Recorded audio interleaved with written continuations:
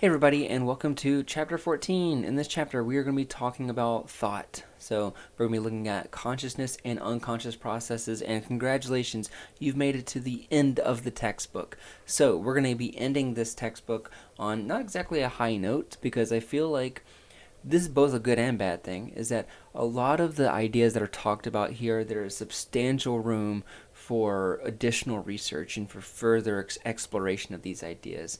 So that's kind of a good and bad thing, right?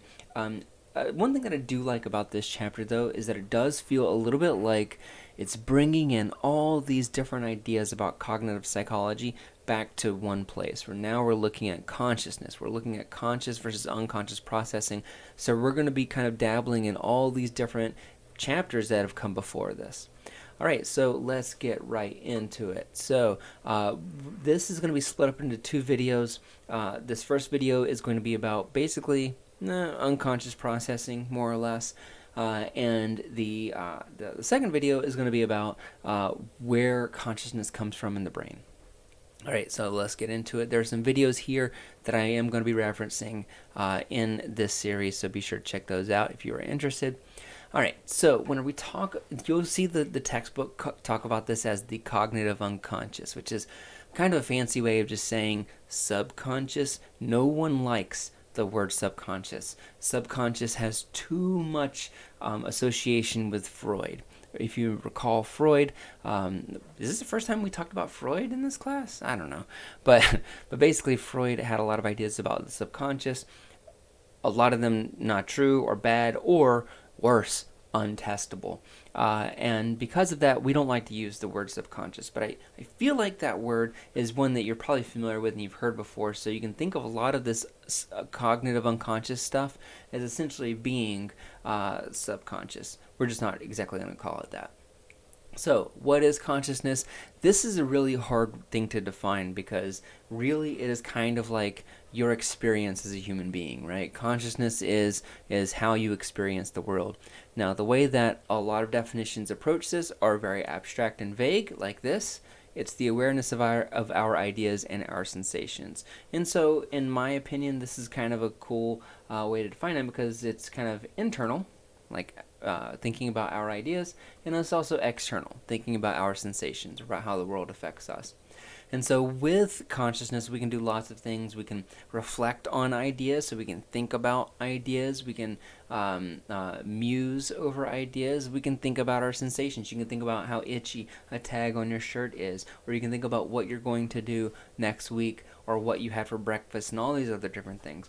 You can tell other people that you are aware. So, for example, the only way that I know that you have consciousness is because you tell me that you have consciousness. There's not really a direct test that can confirm that you are conscious right now other than me asking you that. And then finally, with consciousness, we can try to empathize. We can try to relate. We can try to understand what it might feel like to experience all these different things. So, if someone tells you they're sad, you might try to understand what it means to feel sad because you felt that before, or you see what they're going through and you're trying to relate to that yourself. So, consciousness, we know a lot about that stuff already because you've been living that for, several years by now.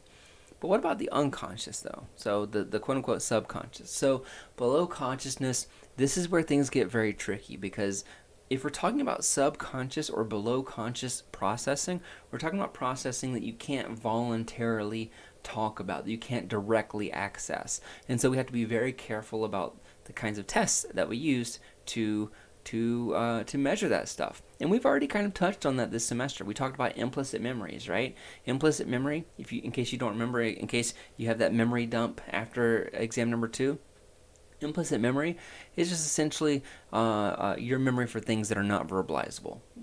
So like tying your shoe, for example, is not really something you can really put into words, but you can definitely do it, right? And so that behavior doesn't require conscious thought. You can tie your shoes while you're talking to somebody, and it's no big deal. So there are lots of behaviors that don't require conscious thought, and so we have to be clever about the ways that we measure those because we want to try to measure them without affecting that conscious thought process to it. So, like I said, we don't call this subconscious because it sounds too Freudian, so oftentimes you're going to hear it called the cognitive unconscious. And one of the reasons why it's tricky here is because we are often aware of the results of those thoughts, but not necessarily of the thoughts themselves. And the tying your shoes example is exactly what I mean. You know that you can tie your shoe, you can see yourself tie your shoe, but generally while you're tying your shoe, it's kind of an automatic thing, right? You just let it go. Let me think of another example maybe, besides tying your shoe. Like let's say that you're like if you play an instrument and you play it kind of well, you've probably experienced this before where you're like playing but you're talking with somebody. In that case, you're basically on autopilot, right? And so you playing is kind of an unconscious process. You're not really thinking about doing it, you're just kind of doing it. You know that you're doing it, but you're not thinking about the mechanics of how that works. So we are aware of what these processes give us. We're not always aware of what those processes are, though. All right, so the book gives this kind of cool graph, which emphasizes that if we're talking about consciousness and unconsciousness, that's a false dichotomy. It is not just one or the other. That in fact these carry across a spectrum, and that's what this graph shows. Is on the x-axis we essentially have what level of arousal you have, with down here on the left being low levels of arousal, over here on the right high levels of arousal, and then on the y-axis we have the clarity of content, so how clear are things. And so you can see basically here that there is like for different kinds of behaviors and different kinds of states of consciousness, that there are different kinds of levels of arousal and different levels of clarity. So as an example, dreaming is something you do while you're asleep, right? So you have very low arousal, right? You're down here, you're very low arousal, but is very vivid, is very clear what it is you're dreaming about. For most purposes, though, what we are experiencing right now, that wakefulness, being awake, that is both going to be vivid and going to be highly arousing. But as we drift away from that level of arousal, we're going to start to get drowsy, we'll get into deep sleep, or we could even get into general anesthesia, where we're not really dreaming about almost anything at all. And then we get down to coma and brain death, where essentially your brain might be active in some places, but you're having no levels of arousal and almost no kind of clarity of any kind of mental processes. All right. So just keep that in mind. Whenever we're talking about consciousness and unconsciousness, that those are really kind of simplified ways of essentially saying that unconsciousness is going to be anything that's not this right here. That's not this top piece. That everything else, unconsciousness or the cognitive unconscious, is basically going to be all this stuff over in this direction, if that makes sense. So it's not exactly that there's just two states that we move in and out of. It's all part of a continuum. It's all part of a spectrum. All right, so I'm not going to go into this too much because we just talked about it, but when we're thinking about thinking, we can imagine that our thought processes are broken into two separate systems, System 1 and System 2. I'm not going to reiterate those things. If you need to brush up on that, you can find more about that in the videos that I uploaded about dual process theory.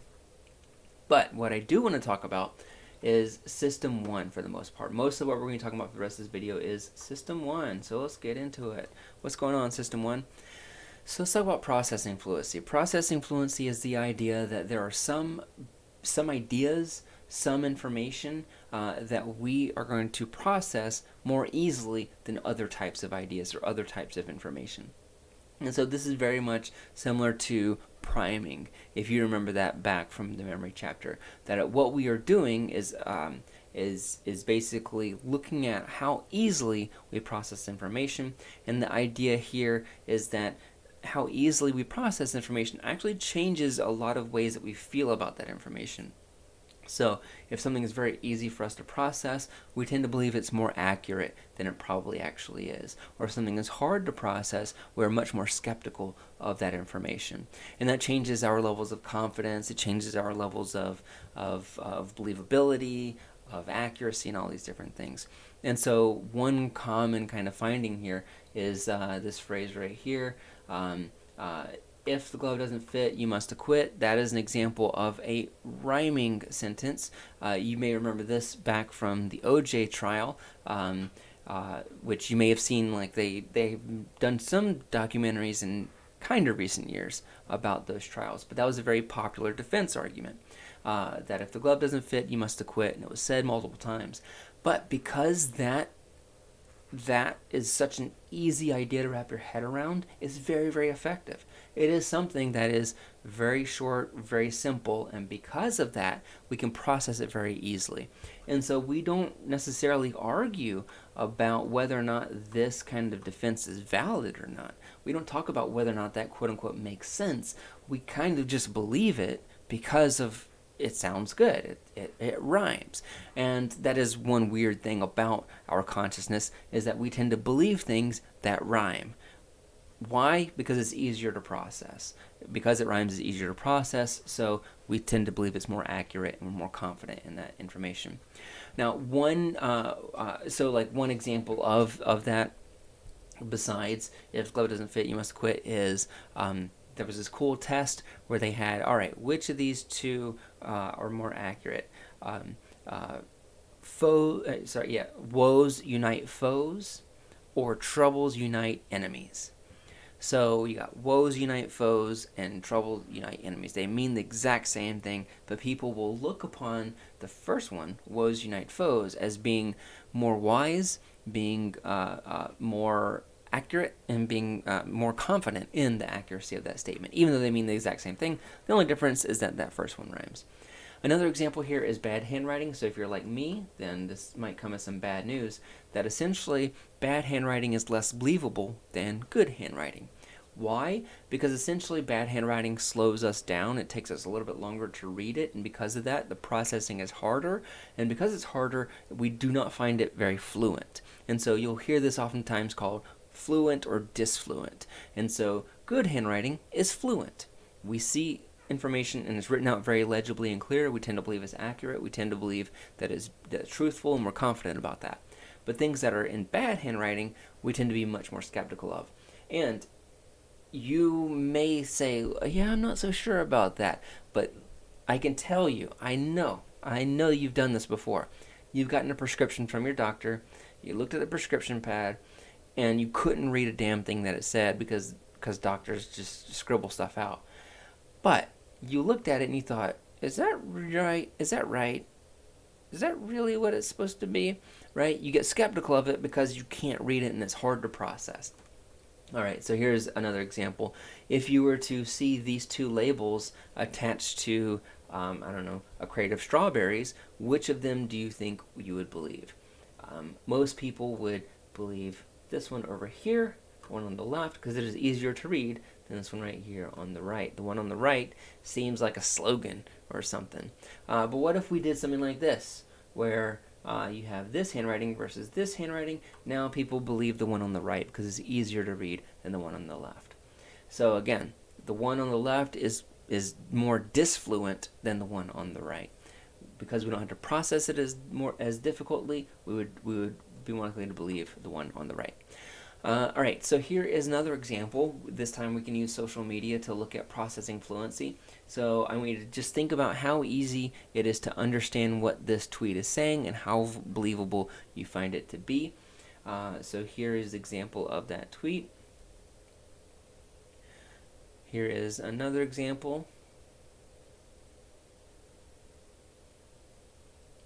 And here is another example. All right, so this was actually, the reason why I'm talking about social media is because this is actually something that me and another student who was taking sensation and perception, we did research together and we published this cool article. She was really interested in social media. I was very interested in attention and cognition, and so we got together and we brainstormed ideas. And so she was interested in how processing fluency works in social media, and so she was specifically interested in emojis. And so basically you may have noticed that there are three different types that I just showed you. We have this one tweet right here that has a statement that does not have an emoji. We're going to call that kind of like the baseline, right? There's no emoji here. Then we have another tweet. The morning after St. Patrick's Day is not going to be fun for anyone. And then the crying, laughing emoji. Y'all know that one.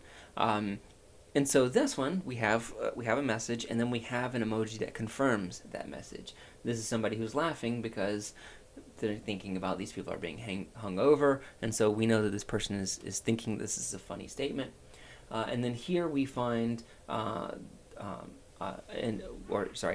so we would consider this a congruent pairing because the emoji and the message are the same, that they both kind of reflect one another. And then here we have an incongruent pairing. So this mall is literally beautiful. I have to go sometime in my life. And then this kind of sad-looking expression, which doesn't really match the rest of it, right? And so if you're reading this one, most time when people read this, they tend to pause and stop, and they reread it, and they don't know quite how to feel about it. So here are the results of that particular study. What you're looking at right here is neutral, congruent, and then the white is incongruent. Let me write that down. That's incongruent. And what we find is that whenever tweets or whenever emojis match the text of the tweet, that people tend to find it more understandable, they tend to find it more believable, and they're more likely to share that information. Whenever people look at tweets whose emoji does not match the message, people find it less understandable, and they find it less believable too, and they're much less likely to share it. And so basically we're just applying the same ideas of processing fluency to social media. And so here, this is just, the only reason why I'm showing you this is because just to show you how much processing fluency impacts our day-to-day lives. Emojis are trivial, right? That they are silly, they're weird, they're not quote-unquote important communication, right? But we can see that even that unimportant communication has big impacts on how much we believe information that we read on the internet. All right, so that is that topic. Let's shift gears a little bit to talk about implicit biases. So much like with processing fluency, what we're looking at here is how the difficulty of the information affects believability and understandability of it. Now we're moving into looking at how things like associations that we've made, maybe through prior conditioning and things like that, may also show these same effects of believability, understandability, and so on. And so typically we strongly believe things that are fluent, and we disagree with things that are disfluent. We just talked about that. These are often not really conscious processes. And very similarly, we have implicit biases. And what an implicit bias is essentially kind of your bias towards or against something. So basically, if you really like, just to use a super neutral example, let's say that you're vegan, for example, and that whenever you see a picture of a hamburger, you kind of feel kind of weird about it, you kind of feel gross about it, you just don't really like it. It's not because you hate hamburgers, just because you just don't have a strong connection to it. Whereas other people who do eat meat may look at that favorably, and you get the idea. Very, very easy example that you just show people these two pictures, or show these pictures to two different groups, and they have these different reactions to them. That is true for lots and lots of different things across the human condition. Particularly, it's used a lot in looking at prejudices and discrimination and biases against different social groups and things like that, which brings us to the implicit association test. You may have talked about this in your social psychology course, I'm not sure. But the IAT is a very famous, very popular test. You can actually find it on the internet. You can find it on Plato. You can take it yourself if you like. And the idea here is that you're going to be showing, this was actually created by a social psychologist to test for these biases towards and against different social groups. So, for example, if you were... so, again, here's another example, if you were raised in a household that was very strict about dieting and always you were forced to exercise and stuff like that, you might find an implicit bias towards people that are skinny versus people that are large, where you might have a bias against people that are large, right? You may not even be aware of it, but you may find that people that are large, as an example, are less trustworthy or less ethical and things like that. That is something that people have found in the research. So you get the idea here that basically social psychologists developed this to look at these kinds of biases both for and against different social groups, with the idea being that whenever you take this test, that the faster the reaction times you have shows a bias towards a group, and that the slower reaction times you have are an example of disfluency, that they are a bias against that group. Now, this gets super controversial because it deals with some really hard truths. Like one of the very common tests, and this has been done. You can find the IAT for different religions, different body types, different sexualities, different races, different ethnicities, different nationalities, all manner of different things, different political stances, all manner of things. But the reason why this stuff gets very heated whenever people talk about this stuff is because the very common example here is to look at pictures of white faces versus pictures of black faces, and then pictures of handguns, and to see which of those have faster reaction times. Pairings with white faces or pairings with black faces, with the idea being that if you respond more quickly to pairings of black faces with handguns, that essentially that is a bias against black social groups. So, hearing that, that causes a lot of controversy, right? Because essentially what you're doing is you're telling somebody they possibly are racist, right? And so because of that, I don't want you to take this test and internalize these results too much, because just because you score something doesn't necessarily mean that is what you are, or that is your implicit biases. There's been lots of scrutiny about this particular test and the reliability of it and the validity of it. So think of it more as kind of like a mindfulness exercise where you're testing yourself. As an example, I talked about Malcolm Gladwell, who wrote the book Blink, like the unconscious power of decision making or whatever. And so in his book he talks about this test, and he took it and he found himself that he had a slight bias against people of color, which he found interesting because he is a person of color. And so then the question is that a problem with the test, or is that an example of kind of institutionalized biases and prejudice? So lots of stuff to think about. Very interesting topic. Potentially has huge ramifications, but you have to take it all very, very cautiously and skeptically, because the science on this is still very much debated right now. All right, the last thing that I want to talk about for this video, and I know we're running long, is the other effects of priming. So everything that we talked about so far could be seen as an example of priming, and you may remember priming because we talked about it in the memory chapters. There's lots of research on this area about essentially how a previous stimulus is going to affect how you respond in the future, and there are some really, really interesting examples. For example, and I think I mentioned this in a previous video, that they found that holding a warm cup of coffee may make you feel socially closer to people that are around you. And so they did this really simple test where they gave people either a warm coffee or a cold coffee, and then they 30 minutes later asked people to do a questionnaire about the people they met just previously. And what they found is that whenever people held a warm cup of coffee, they tended to look at the other people more favorably, said they were warmer individuals, that they had a better sense of humor, that they were more likely to give to charity, and all this other stuff. Another example of that is kind of a funnier example, I think, is reading a list of words that are associated with being elderly may affect the way that you sit in your seat or the way that you walk. And so in this study, basically they did a memory task with people, and for one group, these words in these memory lists were all kind of associated with being elderly. So words like Alzheimer's, old, cane, hospital, these types of things. And what they found is that afterwards, whenever people were walking down the hallway, this is what they were actually measuring. They didn't really care about the accuracy of the memory test.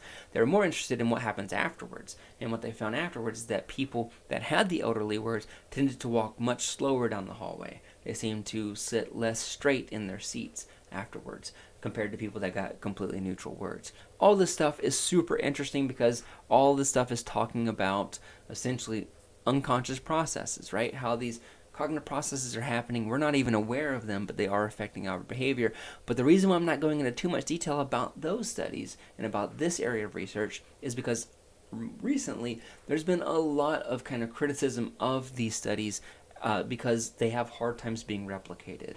So whenever people take these same ideas and try to replicate them, try to do them again in a new setting with new groups of participants, they find that doesn't work out. That the p-values are greater than 0.05, for example, for those of you that are taking stats. So because of that, this area is still kind of also debated, and a lot of people have gone after these studies as an example of bad science. So if you see these really cool kind of findings, be very, very skeptical of that stuff, because as much as priming is true, these kind of strange effects of social priming like this tend to not work out whenever people replicate them. And you'll also recognize both of these had the same author. So that kind of makes you curious, right? Alright, so this video's gone on way too long. Thanks so much for hanging in. We're going to close out the semester with our final video about what's going on in the brain when we're conscious, coming up soon. Bye.